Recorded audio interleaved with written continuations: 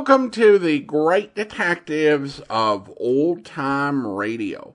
From Boise, Idaho, this is your host, Adam Graham. If you have a comment, email it to me, box13@greatdetectives.net. Follow us on Twitter at Radio Detectives and check us out on Instagram, instagram.com/Great Detectives. Today's program is brought to you in part by the financial support of our listeners. You can support the show on a one-time basis at support.greatdetectives.net. And you can also become one of our ongoing Patreon supporters for as little as $2 per month. Just go over to patreon.greatdetectives.net. Well, now it is time for this week's episode of Sam Spade. The original air date, July the 11th, 1948, and the title is The Wheel of Life Keeper. The Adventures of Sam Spade, Detective, brought to you by Wild Root Cream Oil Hair Tonic, the non-alcoholic hair tonic that contains lanolin. Wild Root Cream Oil, again and again, the choice of men who put good grooming first.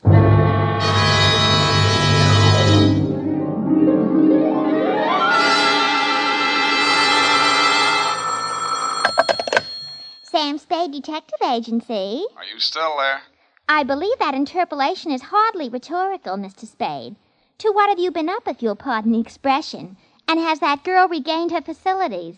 I wouldn't know, but her faculties are as good as ever, if you'll pardon the expression.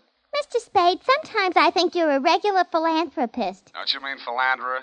How much money did you make out of that case? Well, I broke even anyway. That's what I mean. You're a philanthropist. Well, you know best, Bernadine. By the way, was that man really murdered with a buzzsaw, or was that just publicity? He really was, Bernadine. Why? There just happened to be one lying around. Oh, I don't mean that. Why was he killed? For the Wheel of Life. Oh. You're not going to ask what that is? Some curio, no doubt. Listen, Bernadine, the Wheel of Life is, oh, well. I suppose I don't have to tell you to stay where you are. Just sit quietly with your book in your hand, and I'll be right down to dictate my report on the Wheel of Life caper.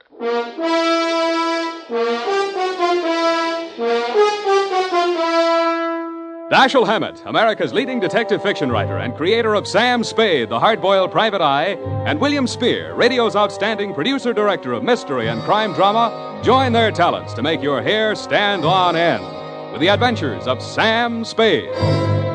Presented by the makers of Wild Root Cream Oil for the hair. Come on, mister, give the gals a break. Treat 'em to a look-see at a really handsome head of hair, neat, well-groomed hair, the way yours is going to look when you spruce up with Wild Root Cream Oil Hair Tonic. Famous Wild Root Cream Oil grooms your hair neatly and naturally, relieves annoying dryness, removes loose, ugly dandruff. So, how about it, men? Why hold off any longer when now's the time to get Wild Root Cream Oil Hair Tonic? Again and again, the choice of men who put good grooming first. And now, with Howard Duff starring as Spade, Wild Root brings to the air the greatest private detective of them all in the adventures of Sam Spade.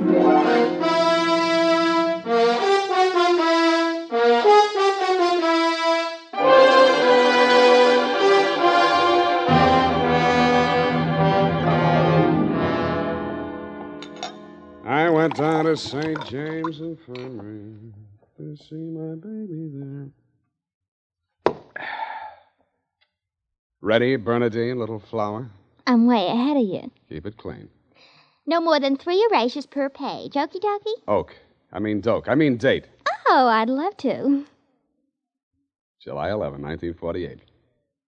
To Detective Lieutenant Dundee, Homicide Detail, San Francisco Police. Subject, the Wheel of Life caper. Now, don't go away, Bernadine. I don't know why these things always have to happen to me. Under private detectives in the San Francisco Classified Directory, they're listed somewhere in the neighborhood of 60 agencies, several with large display ads. But somehow she managed to find me. It's all so strange, Mr. Spade. I hardly know where to begin. Well, the beginning is always a pretty good place to start, Miss O'Farrell. Yes, the beginning. It was like waking out of a nightmare you can't remember. Everything seemed out of proportion. Even the buildings along the street seemed to be leaning at a crazy angle. And then I realized I was traveling down a hill. I looked wildly around for something to help me get my bearings, and there was a street sign, O'Farrell, stuck in my mind, so I gave it to your secretary when she asked for my name. Uh-huh. And what's your real name? I don't know. I don't know who I am, where I came from, or where I'm going. Mr. Spade, I'm so frightened. Now, wait a minute. A lot of people suffer from temporary loss of memory. Most of them recover. But amnesia is a sickness, and I am not a doctor. Oh, and you won't even try to help me? Well, I can give you the name of a good head doctor right here in the building. There's also missing persons. Oh, but I'm not a missing person. I'm right here. Yeah, I mean, where you aren't, somebody might be missing you, n'est-ce pas? But the police... Oh, I'd rather not. I might be wanted for some crime. How do I know? You sure you want to find out? Oh, yes, I do. It's terrible not knowing. But I want to find out for myself. Can't you understand that? What do you think I can do for you? You might save my life. From what? I'll try to tell you exactly how it happened. First, I looked at my watch. It was 3 minutes past 10. The cable car stopped at the corner and a man got on. I couldn't remember ever having seen him before, but then I couldn't remember anything. He sat down beside me and he caught hold of my arm. I tried to pull away. Well, you can see the marks where he... Yeah. Well, who was he? He acted as if I were... I think I know what you mean. Did you find out who he was? No, I was too frightened to speak. What did he say? He sort of growled it out of the side of his mouth, but it sounded as if he said, Lathrop wants to see you. Mm-hmm. You remember anybody named Lathrop? I can't remember anything before 3 minutes past 10 this morning. Well, let's go on with since then. The guy grabbed you, said somebody named Lathrop wanted to see you, and then what? Well, I went into a panic. I managed to jerk away from him, and I jumped off the moving car, and then I looked in the classified section, and I found you. Why me? I don't know. The name, I guess. A spade to dig up my past. Please, Miss O'Farrell. Do you think I'm very silly? No, I think you're very beautiful. I wish you could remember whether you're married or not. Oh, no. Well, at least I have no wedding ring. What have you got? I mean, besides what's visible. Well, I couldn't find much of anything. I went over my clothing. There don't seem to be any marks of any kind. Oh. Well, you got any money? Well, a little over $300. Let's have it. The purse, too. All right. Uh-huh. Lipstick, aspirin, bobby pins, Kleenex. Nothing here that couldn't have been bought in any drugstore. Powder. Hey, what kind of powder is this? Then there was this in my coat pocket. A match folder. Sailor's Rest Bar, Hotel Calcutta, 1100 Embarcadero. Little number written inside. 120. What's that, a room number? I don't know. My purse, you have to destroy it. Here's $10 of your own money. Buy a new one. Wow. Did you find something? Coin, Chinese bit. Good luck piece, probably sewn in by whoever made it, maybe in China. That ring any bells? No. No, I'm afraid not. Shoe. What? Your right shoe. Let's see it. Take it off. You aren't going to tear it up the way you did the purse, are you? Dust. Plaster dust. Is that a clue? I don't know, is it? I'm not a detective. Well, you are in this case, baby. If it doesn't mean anything to you, it doesn't mean anything. Oh, it doesn't. That's everything. What am I going to do? Well, let me see. First, we better give you a name. O'Farrell's all right. You look like, Lana would do, but, no, that's in use. How about Poppy for forgetfulness? Poppy O'Farrell. That's a funny name. Oh, you think so? Huh? I think I like it. You do? I think I like you, too.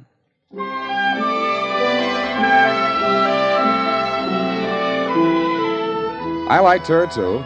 There may have been blanks in her brain, but the rest of it figured.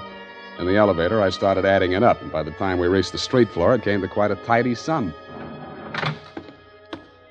Where are we going, Sam? Far, I hope. But first, we're going to find you a place to stay. Oh, yes, we must be practical. No use overdoing it, huh? Oh, no, Sam, I didn't mean... Wait. What's the matter? You remember something? That man, the one who followed me this morning, he's standing right out there waiting. The one in the straw hat leaning against the newsstand? Yes. Where are you going, Sam? You stay here. I just remembered something I hoped I could forget. Hello, Shuggy. What brings you back to town? Do I know you? That doesn't matter. I know you. The name you were using when you blew this town was Shuggy Bellows. You wouldn't take the risk of showing your face here again unless the caper was worth it. You got a big nose. Keep it clean. You've been tailing that girl all day. Why? Dame? What dame? Who's Lathrop? I don't remember. Okay, I'll give you a chance to think it over. Hey, officer! You dirty shamus yelling No, cop. no, you don't. Come here. Here, now, what's going on here? Break it up. Oh, Mr. Spade. Is this fella giving you trouble now? Yeah, what kind of a beat are you pounding here, Clancy, letting a cheap grifter like this walk around with an armpit full of gun? Or are they handing out permits to characters like these these days? Well, now, how about that, son? Have you a permit now? And a gope copper. Oh, so one of them clever lads he is. Well, come along, me bucko, before I lose me temper and give you your lumps now. Stout Okay, fellow. I'm coming. That's better now. Much obliged, Mr. Spade. I'll pay you for this, Shamus. And a goop to you, too.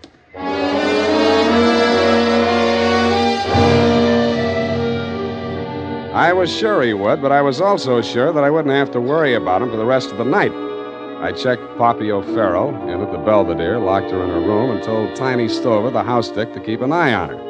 When I left him, he was, and he seemed to be enjoying his work. Then I headed for the Embarcadero.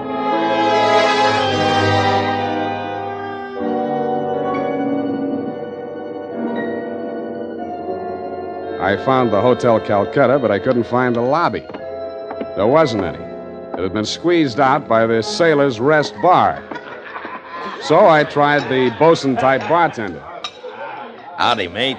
You got business aboard?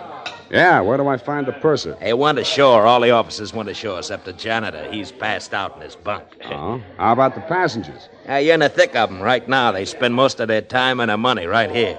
Which one belongs to 120? You a dick?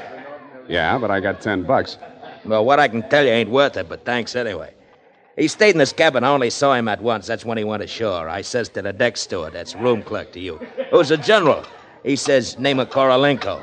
I noticed him because he was a real creep, see? 6'4", a solid brass. His head stuck up in the air, and he didn't move nothing from his stern to his shoulders. A real Frankenstein. Do I keep it then? Yeah. Do I get a look at his room? Yeah, sure. Go ahead. Who's stopping you?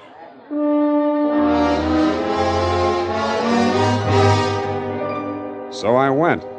Nobody stopped me until I opened the door to 120. Then I stopped myself. It was an inside room with one small window and an air shaft, but it looked as if a flurry of snow had blown in. The floor and the rest of the flat surfaces were sprinkled with a fine, dirty white powder. It wasn't snow, it was dust, plaster dust, like the stuff I'd found in Poppy's handbag and on her shoes. I shook the place down, not expecting to find anything. I didn't until I opened the wardrobe.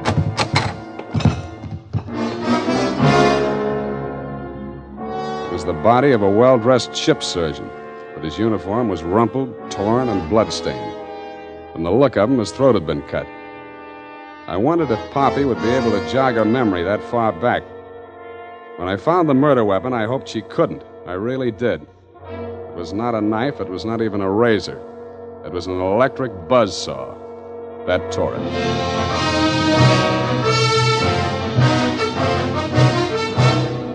The makers of Wild Root Cream Oil are presenting the weekly Sunday adventure of Dashiell Hammett's famous private detective, Sam Spade.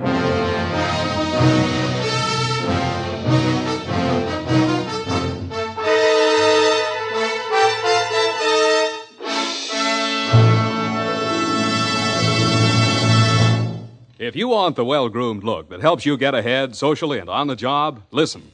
Recently, thousands of people from coast to coast who bought Wild Root Cream Oil for the first time were asked, how does Wild Root Cream Oil compare with the hair tonic you previously used?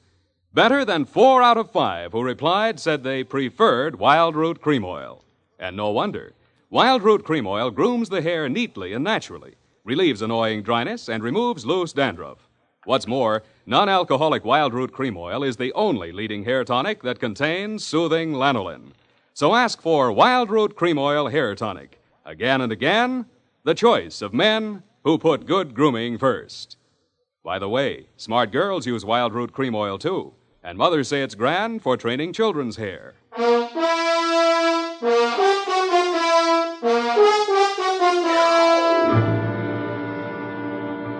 And now, back to the Wheel of Life caper. Tonight's adventure with Sam Spade.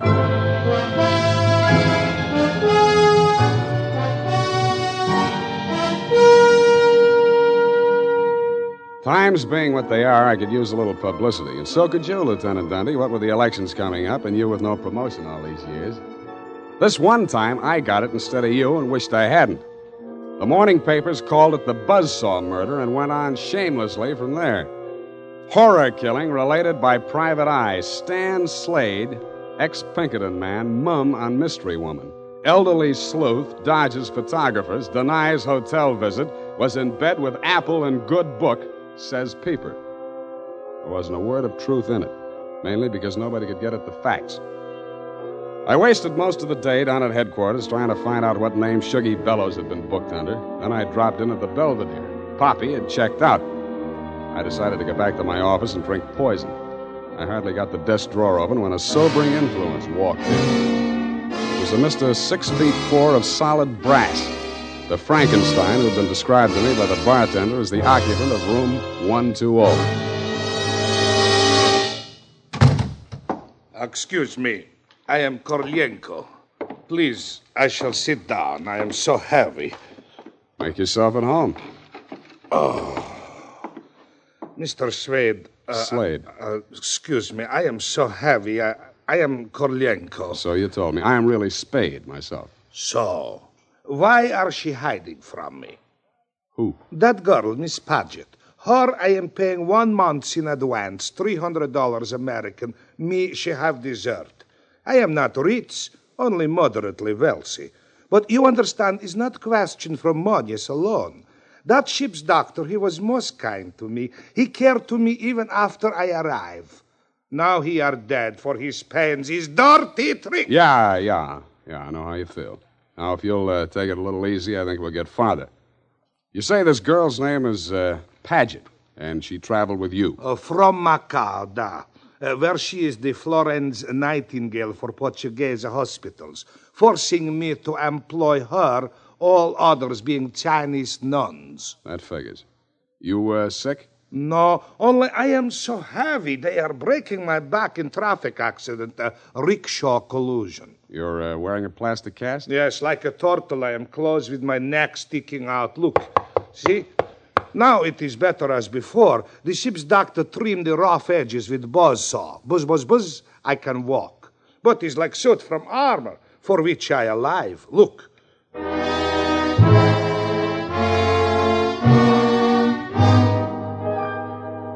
I looked again where he opened his shirt front, exposing the gray-white shell of plaster that surrounded his trunk from collarbone to hips. In a 6-inch circle over the left side of his chest, I counted 4 bullet gouges. I dug one of the slugs out and examined it. It was .32 caliber. The plastic cast, which was molded to the shape of his body, was no more than 1 inch thick. I didn't see how it had stopped the slugs, but it had. About then, the parts of Korolenko that were not held rigid in the cast began to tremble violently. Why are they doing this? Why? To a virtually helpless man. Why, Mr. Spade? Why? Where did you have that cast put on? Don't I said Macau? The Portuguese hospital there? The same. They are hanging me up with the neck and plastering me. Comes great pain, they put me to sleep from anesthetic. I are waking up in ambulance arriving at shipboard. Why you wish I should tell you my operation? More important things we should be discussing. I think so, too. I think Miss Paget and her friends had something they wanted to smuggle out of Macau and into San Francisco, and you're it. Oh, excuse me. I am not comprehensible. Look, I mean, while you were out with the anesthetic, they planted the goods, whatever they are, in or under your cast. Oh, that is why I am so heavy. The wheel. The what? The wheel. Look, I'll show you. He hauled a manila envelope out of his overcoat pocket and waved it in my face. I took it over to my desk and fished out the contents. It was a set of X-ray films. 3 of his spine, showing the fractures, 4 of the skull, 3 I couldn't figure out, and 1 of his rib cage, only something new had been added. In silhouette, it looked like the wheel off of a child's wagon. What is it, this wheel? What to do? 6 months I must remain in this straitjacket. If I remove it, I die. If I keep it on, they kill me to get their smuggled. Well, you look to me like the luckiest man alive. That wheel, or whatever it is, saved your life by stopping 4 slugs. But still I shall die. How shall I die? When shall I die? Your best advices, please. Korolenko, I think you better die right now. Excuse me? It's the only safe place for you. The morgue.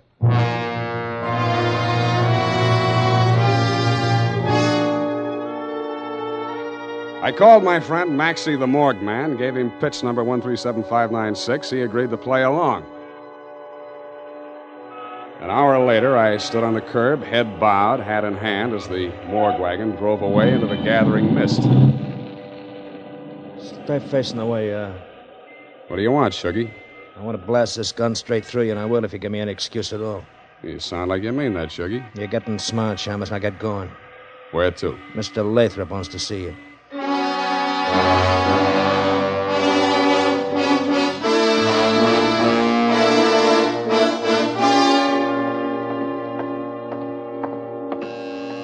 Oh, yes, coming.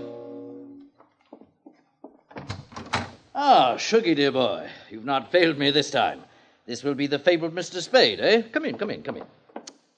Ah, sit down, Mr. Spade. We'll talk. Tell your Gunsel to get that pistol out of my ribs. Oh, yes, indeed, Sugar. You mustn't overdo it. And get him out of here. I'm tired and nervous, and my price goes up $1,000 every minute he's in this room. When I get to 10,000, I kill him. Then the price jumps to 100 to take care of me on a murder rap. I should ought to plug you downstairs. Come, Sugar, don't be ungracious. You wait in the other room now. Okay, it's your party. I get mine later. Oh, dear. His bite's much worse than his bark, Mr. Spade. Don't start boring me so early in the evening. I came here to talk about the wheel. Oh, so you know about the wheel. I do better than that. I've got it. That may well be, but do you know what to do with it? I got two possibilities. I can turn it over to the cops and you with it, or I can sit on it until it hatches. A quaint conceit, sir. Round and round the little wheel goes, and where it shall stop, nobody knows. That's where you're wrong. It stops right here. So you better start placing your bets. Just what do you mean by that, sir? There's part of it. What is it? It's one of the slugs you Gunsel threw at Korolenko. I got 3 more just like it that I dug out of him before he was carried to the morgue. Well, an advantage, I'll admit, but hardly worth your while to take advantage of. Don't be too sure of that. Just how much do you know about the wheel? So far, it's been worth 2 human lives to you at the risk of your own. That tells me all I need to know. Oh, no, not quite. Men have been killed in hold-ups for a few paltry sovereigns, but the wheel is a horse of another color. Let's not change wheel horses in midstream, Mr. Lathrop. Yes. You must understand that the wheel has no absolute definitive value. Monetarily speaking, the British Museum might pay close on to £5,000, hot as it is, for the privilege of returning it. Occidentals aren't the puka sahibs that they once were in the Orient. The theft of the wheel, if countenanced by the Western powers, would have most grave consequences. Most grave. Are you attending, sir? Wake me up when you get to the point. Well, the point, sir, is this. That little wheel of gold, is the wheel of life, which the Buddha himself is said to have received into his hands from paradise. Now, given such a relic, a few old Buddhist monks can set up a shrine which, even in the most miserable surroundings, can attract enough pilgrims to outgross Radio City, Madison Square Garden, and Miami Beach in season. To say nothing of Hialeah. Yes, quite. In short, we propose to act as booking agents for the wheel on a royalty basis with a percentage of the house. Mm-hmm. Why did you bring it to San Francisco? But good gad, sir. Were we to bargain in the Orient, we should be hacked to pieces in our beds. I'll settle for a lump sum and let you do the bargaining. And your price, sir? We can talk money later. First, I got to give the cops somebody for the doctor's murder and for Korolenko. Uh-huh. Well, that ought not to be too difficult. When may I expect delivery? I'll check on it. I went down to St. James Infirmary. City morgue. Maxie, Sam Spade. Yeah, Sammy. Deal's okay. Send it up. The address is... Sam, wait. Yeah? Sam, he ain't here no more. What happened? Somebody claimed him. A girl. Said she's his daughter. What did he do? Went on playing dead like you told him to. Maxie, where did she send him? Avalon Mortuary, corner of Lynch and Haight. Okay, by the way... Yeah, Sammy? Maxie, put some clean sheets in that morgue wagon, size 16. I may be your next passenger.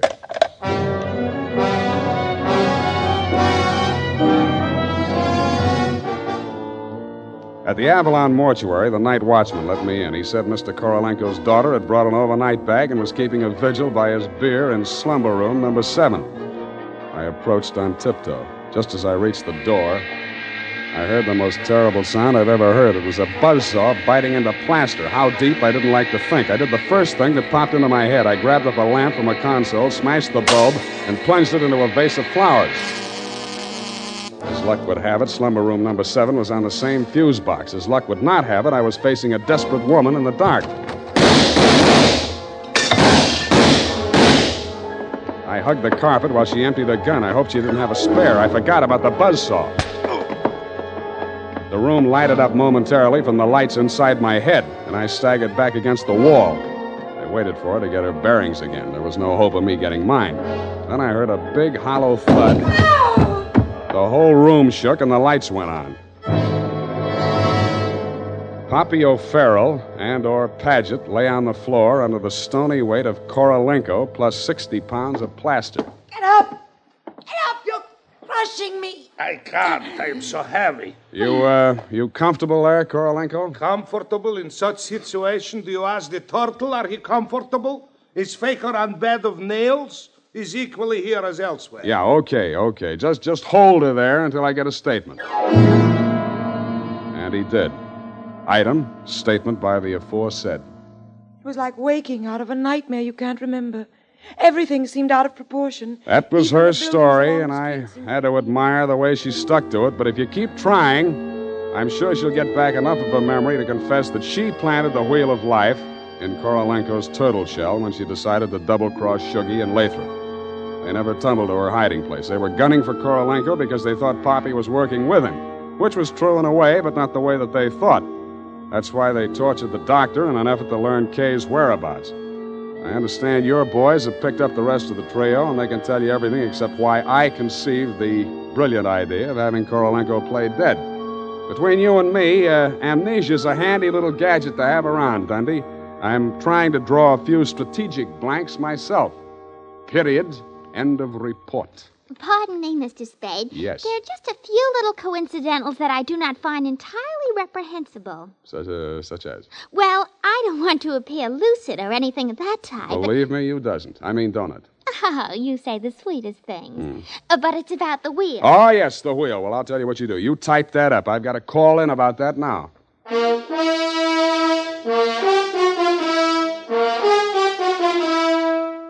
Tonight, when you're making out your must-do list for tomorrow, why not include a reminder to get Wild Root Cream Oil for the hair? Honestly, man, you'll be delighted with the neat, natural way Wild Root Cream Oil grooms your hair. The way it relieves that annoying dryness and removes loose, ugly dandruff. Just try it and see if I'm not giving you a good steer. Make a note right now to call at your drug or toilet goods counter for Wild Root Cream Oil. Get the big economy bottle and the handy new tube that's easy to pack when you travel. Also, ask your barber for a professional application of Wild Root Cream Oil Hair Tonic. Again and again, the choice of men who put good grooming first. Did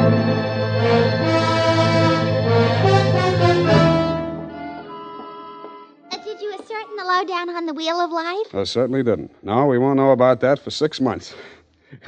Because definitely, that plaster cast has to stay on him. Doctor's orders, you know. Oh, but I won't be here 6 months from now. You can say that again. But I won't be here 6 months from now. Stop repeating yourself. But you just said you can say that again. Yeah. Just as distinctly as if I was sitting here. That's what I like about you, Bernadine. A woman of distinction, that's what you are. Well, if you want to take me dancing, why don't you just say so? Bernadine. It's leap year, and I always say discrimination is the better part of value. You are absolutely corrupt. Well, I'm glad I'm right about something. Good night, Mr. Spade. Good night. Now say if it kills me, sweetheart.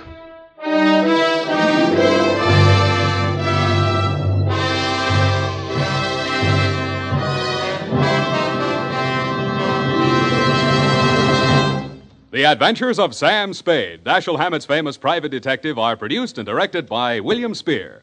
Sam Spade is played by Howard Duff.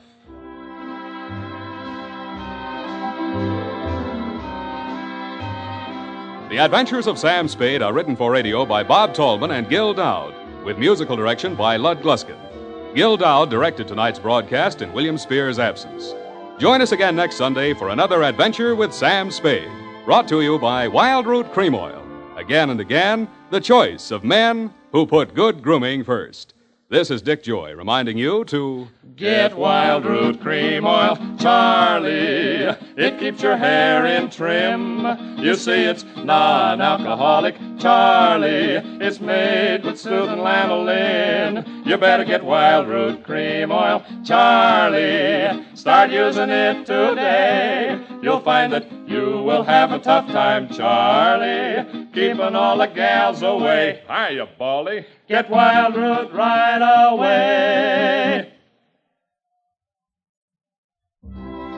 If you're thinking of volunteering for the U.S. Army or Air Force, here's a word of reassurance. As an Army and Air Force man, you'll become a skilled professional in a specialized field. The training you get will always be useful, not only in military, but in civilian life as well.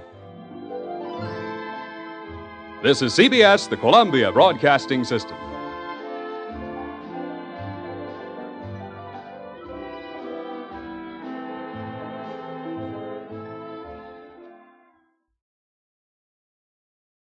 Welcome back. Well, this is an episode that once again returns to the well of the Maltese Falcon and also seems really similar to some of the ideas in the Candy Tooth Caper. Of course, the key difference in this one is you've got a body cast as opposed to dental work. So a completely different story.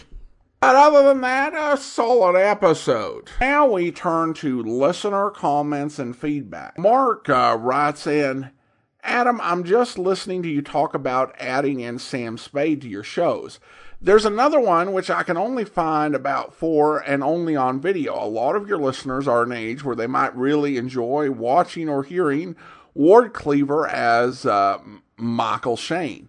Yes, you must have seen Hugh Beaumont before Leave It to Beaver playing Michael Shane. I liked them. The novelty of that actor, and he was good at the part, really made it fun. Well, thanks for the suggestion. Those are only available as films. There are actually 5 of them. And they're interesting films. I think that Beaumont is probably the best thing about them. Although a couple of them are also recognizably based on the books, which are quite good in terms of their plots generally. Although they managed to mess up the plots of one, they actually are under copyright still. Believe it or not.